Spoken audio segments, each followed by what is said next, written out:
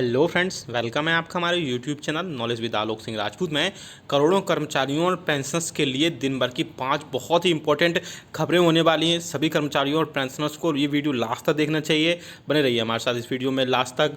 और अगर चैनल पर पहली बार आए यानी अभी तक आपने हमारे चैनल को सब्सक्राइब नहीं किया है तो इस रेड बटन पर प्रेस करके हमारे चैनल को सब्सक्राइब कर लीजिए। साथ ही साथ हमारे वीडियोज़ की लेटेस्ट नोटिफिकेशन के लिए आप इस घंटे के निशान को प्रेस करके ऑल नोटिफिकेशन को सेलेक्ट कर लीजिए, तभी आपके पास हमारी वीडियोज़ की लेटेस्ट नोटिफिकेशन आ पाएगी और आप हमारी वीडियोस को वॉच कर पाएंगे। मैं आपको एक चीज़ बता दूं, इसमें अभी 40% ऐसे एम्प्लॉयज़ और पेंशनर्स हैं जिन्होंने हमारे चैनल को सब्सक्राइब तो कर रखा है लेकिन घंटे के निशान को नहीं दबा रखा है। तो घंटे के निशान को दबाना मैं बार बार कह रहा हूं कि इसको जरूर है, मस्ट है, आपके लिए जरूरी है, तभी आपके पास नोटिफिकेशन आ पाएगा और आप हमारी वीडियोज़ को वॉच कर पाएंगे। पूरा प्रोसेस ये होता है कि आप पहले सब्सक्राइब करिए, सब्सक्राइब करने के बाद पहले रेड होता है, फिर देन व्हाइट हो जाता है, फिर आप इसको बेल आइकन को जैसे ही प्रेस करेंगे, घंटे के निशान को दबाएंगे, उसमें नोटिफिकेशन में जो आपके 3 सेलेक्ट करने के लिए आएंगे तो आपको ऑल सेलेक्ट करना है। तो ऑल सेलेक्ट करेंगे तभी आपके पास नोटिफिकेशन आएंगे। चलिए आपको लेके चलते हैं पहली न्यूज़ पर। पहली न्यूज़ जो आ रही है, बहुत बड़ी न्यूज़ आ रही है। आप देख सकते हैं वित्त गवर्नमेंट ऑफ इंडिया के मिनिस्ट्री ऑफ फाइनेंस के डिपार्टमेंट ऑफ एक्सपेंडिचर की तरफ से 7 अगस्त 2020 को जारी किया गया नोटिफिकेशन है, जिसमें जितने भी पे एंड अकाउंट ऑफिस से जो बाकी जो CPAO और बाकी जो बैंक को जो नोटिफिकेशन जो आपके कागज़ हैं, आपके रिटायरमेंट के जो सारे आपके डॉक्यूमेंट्स हैं वो नहीं पहुँच पाते हैं, तो उसके रिगार्डिंग उन्होंने बोला कि ऐसा क्यों होता है। मैं आपको बता दूँ थोड़ा सा पेंशन का प्रोसेस क्या होता है। सबसे पहले आपके जो पेंशन के कागज़ होते हैं वो सबसे पहले HOD यानी आपके डिपार्टमेंट ऑफ हेड से, यानी आपके डिपार्टमेंट से PAO के पास जाते हैं, यानी पे एंड अकाउंट ऑफिसर के पास जाते हैं। वहाँ से फिर CPAO के पास जाते हैं, यानी सेंट्रल पे एंड अकाउंट ऑफिसर्स के पास जाते हैं। फिर उसके बाद में बैंक के पास जाते हैं। तो ये पूरा प्रोसेस होता है। तो सभी पेंशनर्स को और सभी कर्मचारियों को पता होना चाहिए कि ये जो प्रोसेस है क्या होता है। एक बार और बता देता हूँ। सबसे पहले आपको HOD के पास से आपके जो डॉक्यूमेंट्स है उसका भी टाइम लिमिट, सबका टाइम लिमिट है कि इसके भीतर ही, इन मंथ्स के भीतर ही, इन वीक के भीतर ही आपका जो है, आपके जितने भी डॉक्यूमेंट्स हैं, आपकी पेंशन बन जानी चाहिए। तो फिर से बता देता हूँ। सबसे पहले HOD होता है, HOD के बाद PAO के पास जाता है, यानी पेंशन एंड अकाउंट ऑफिस के पास जाता है। इसके बाद में आपका CPAO के पास जाता है, यानी सेंट्रल पे एंड अकाउंट के ऑफिस के पास जाता है। देन आपके पास बैंक के पास जाता है। तो CPAO ने बोला है पे एंड अकाउंट ऑफिस को कि जितने भी मिनिस्ट्री डिपार्टमेंट है उनकी पेंशन केसेस में बहुत ज़्यादा टाइम लग जाता है बनने में, जिससे पेंशनर्स को बहुत ज़्यादा प्रॉब्लम होती है। और इस टाइम पर जबकि कोविड-19 चल रहा है तो सरकार चाहती है कि जो पेंशन पेमेंट है, जितने भी पेंशनर थे उन सबकी टाइम पर पहुंचे, किसी भी टाइप से कोई भी लेट ना हो। तो यहाँ पे आप देख सकते हैं कि उन्होंने बोला कि 4 मंथ्स और उससे पहले ही जो हेड ऑफिस है अपने अकाउंट्स ऑफिसर को, जो पे एंड अकाउंट ऑफिसर है उसमें 4 मंथ से पहले हर हाल में कर्मचारियों के सुपर एनुएशन यानी रिटायरमेंट होने से पहले जो है, रूल तो यही कहता है कि 65 जो रूल होता है 65 है, उसमें यह है कि जितने भी हेड ऑफिस हैं वो अपने पे एंड अकाउंट ऑफिसर को 4 मंथ्स के अंदर अपने जो भी डॉक्यूमेंट्स हैं वो सबमिट करते। फिर पे एंड अकाउंट ऑफिसर्स के लिए 1 मंथ का टाइम है कि आप 1 मंथ के टाइम में जो है रिटायरमेंट के जब लास्ट का 1 मंथ बचता है तो उसके जो भी सर्वेंट है, जो भी एम्प्लॉइज है, उसके सुपर एनुएशन होने से पहले आप जो है CPAO के पास, देन CPOA जो है वो आपके बैंक के पास सारे डॉक्यूमेंट आपके जो है सबमिट कर दे, जिससे आपकी पेंशन है आपके रिटायरमेंट के साथ ही बन जाए, आपको किसी भी टाइप से कोई प्रॉब्लम ना है। तो उसी के रिगार्डिंग नोटिफिकेशन था, आप देख सकते हैं। चलिए दूसरी न्यूज़ की तब लेके चलते हैं। दूसरी न्यूज़ जो आ रही है, आप देख सकते हैं उत्तर प्रदेश सरकार के कर्मचारियों के लिए आ रही है, जहां पर रिटायरमेंट की उम्र बढ़ा दी गई है। तो बड़ी खुशखबरी है कर्मचारियों के लिए। आप देख सकते हैं यहाँ पे न्यूज़ में, प्रदेश सरकार ने सहकारी समिति कर्मचारियों की सेवानिवृत्ति आयु 2 वर्ष बढ़ा दी है। अब ये 60 के बजाय 62 वर्ष की आयु में सेवानिवृत्त होंगे। इस फैसले से सहकारी समितियों के 20,000 से अधिक कर्मचारियों को लाभ होगा। वे कई वर्षों से इसकी मांग कर रहे थे। आगे आप देख सकते हैं, सरकार ने उत्तर प्रदेश प्रारंभिक कृषि सहकारी ऋण समिति केंद्रीय सेवा नियमावली 1976 को संशोधित करते हुए यह फैसला किया है। अपर मुख्य सचिव सहकारिता MVS रामी रेड्डी ने संशोधित नियमावली जारी कर दी है। समिति के सचिवों की सेवानिवृत्ति आयु पहले से ही 2 वर्ष बढ़ाकर 62 वर्ष की जा चुकी है। सेवानिवृत्ति आयु बढ़ाने का लाभ सहकारी समितियों में सचिवों के अतिरिक्त प्रभारी सचिवों, आंकिकों, विक्रेताओं और सहयोगियों को होगा। सहकारी समिति कर्मचारी संघ के अध्यक्ष मोहनलाल गौड़ ने सेवानिवृत्ति आयु बढ़ाने के लिए मुख्यमंत्री मिस्टर योगी आदित्यनाथ का आभार व्यक्त किया है। तो आप देख सकते हैं कि उत्तर प्रदेश के जो सहकारी समिति के कर्मचारी है उनकी जो रिटायरमेंट है 2 साल बढ़ा दी है। तो ऐसे टाइम में जहां पर कर्मचारियों को दिन पे दिन कुछ ना कुछ कमी की जा रही है, तो ऐसे में जो है सहकारी समिति के कर्मचारी हैं, सब 20,000 कर्मचारी हैं जिनकी जो रिटायरमेंट उम्र है यानी सुपर एन्यूशन एज है वो 60 वर्ष की जगह अब 62 वर्ष कर दी गई है। तो कर्मचारियों के लिए, ऐसे कर्मचारियों के लिए बड़ी खुशखबरी खुशखबरी है। चलिए नेक्स्ट न्यूज़ लेके चलते हैं।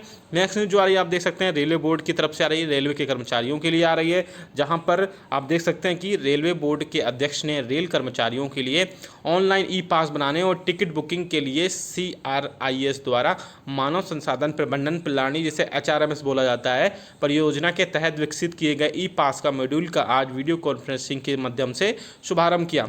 इस अवसर पर रेलवे बोर्ड के सभी सदस्य, IRCTC के अध्यक्ष, सह प्रबंधक निदेशक, CRIS के प्रबंध निदेशक, सभी महाप्रबंधक, PCPOS, PCCMS, PFA और DRM उपस्थित थे। मानव संसाधन के महानिदेशक ने इस मौके पर ई पास मॉड्यूल और उसके चरणबद्ध कार्यान्वयन की रणनीति के विभिन्न पहलुओं के बारे में जानकारी दी। कर्मचारियों के लिए पास जारी करने की प्रक्रिया अभी तक मैनुअल ही रही है। इसके अलावा रेलवे कर्मचारियों के लिए पास और ऑनलाइन टिकट बुक करने की कोई सुविधा भी नहीं हुआ करती थी। आगे आप देख सकते हैं इसमें इस ऑनलाइन पास मॉड्यूल को HRMS परियोजना के तहत CRIS द्वारा विकसित किया गया है। इसे चरणबद्ध तरीके से भारतीय रेलवे से जोड़ा जाएगा।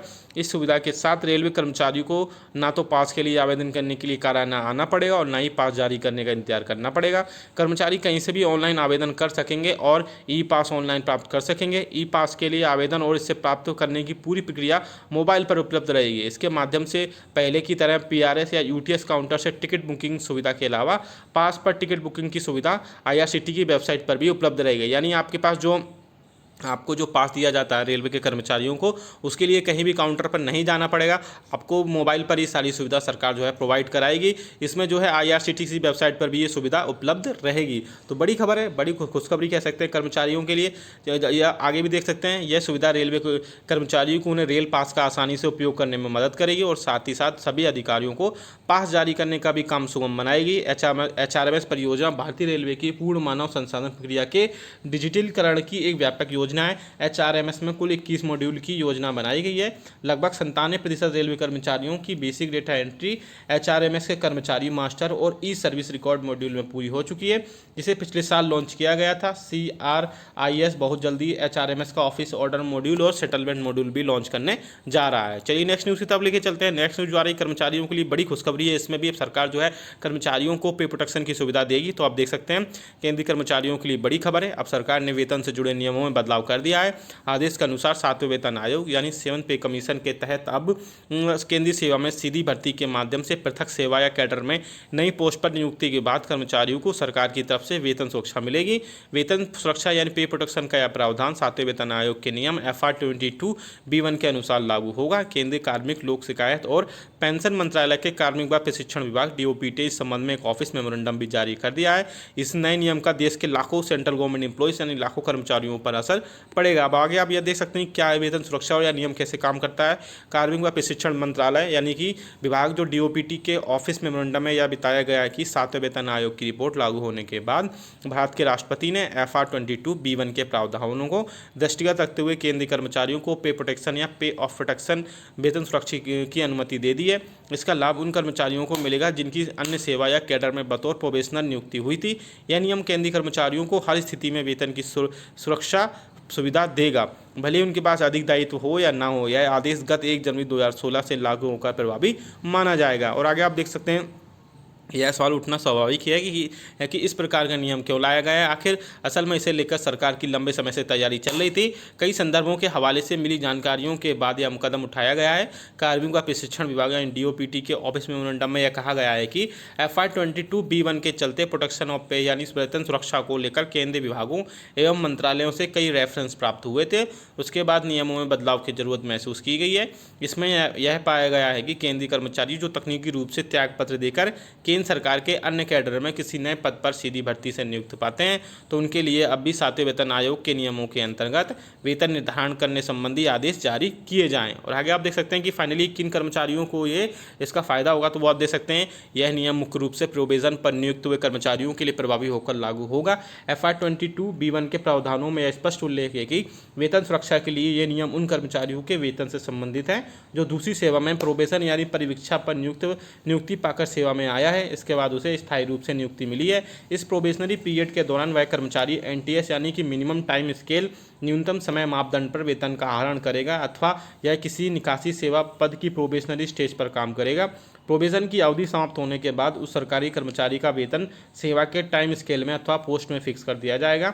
यह कार्रवाई नियम 22 या नियम 22C को दृष्टिगत रखते हुए की जाएगी। आप देख सकते हैं इसका ऑफिशियल मेमोरेंडम जो पे प्रोटेक्शन का है, जो कि DOPT की तरफ से, department of personal and training की तरफ से 5 अगस्त 2020 को जारी किया गया था। तो आप देख सकते हैं इसमें 7वें वेतन आयोग के जो FR 22B1 का रूल है उसी के हिसाब से जो कर्मचारी सेंट्रल गवर्नमेंट एम्प्लॉइज़ हैं उनको सरकार जो है पे प्रोटेक्शन प्रोवाइड कराएगी। चलिए लास्ट न्यूज़ की तरफ लेके चलते हैं। लास्ट न्यूज़ जो आ रही है आप देख सकते हैं मिनिस्ट्री ऑफ रेलवे के रेलवे बोर्ड की तरफ से 7 अगस्त 2020 को जारी किया गया नोटिफिकेशन है, जहां पर पीरियडिकल स्टाफ जो कर्मचारियों के होते थे, जो कि पहले 31 जुलाई 2020 तक होने थे, अब वो सबको पेंडिंग कर दिया गया है due to corona virus pandemic. अब सरकार ने जो है उनका जो पीरियडिकल जो स्टाफ वर्किंग के जो पीरियडिकल स्टाफ थे, ऑर्डर्स थे, वो 31 मार्च 2021 तक के लिए पेंडिंग कर दिए गए हैं। अब उनके जो ऑर्डर्स होते हैं पीरियडिकली ट्रांसफर होते हैं तो वो नहीं किए जाएंगे 31 मार्च 2021 तक। तो आपने देखी पांचों न्यूज़ बहुत इंपॉर्टेंट थी। वीडियो अच्छा लाइक करेगा, शेयर तो इसको सभी के साथ करिएगा। ऐसी न्यूज़ और अपडेट्स के लिए हमारे चैनल को सब्सक्राइब भी कर लीजिएगा। मिलते हैं आपको नेक्स्ट वीडियो में। Thank you so much.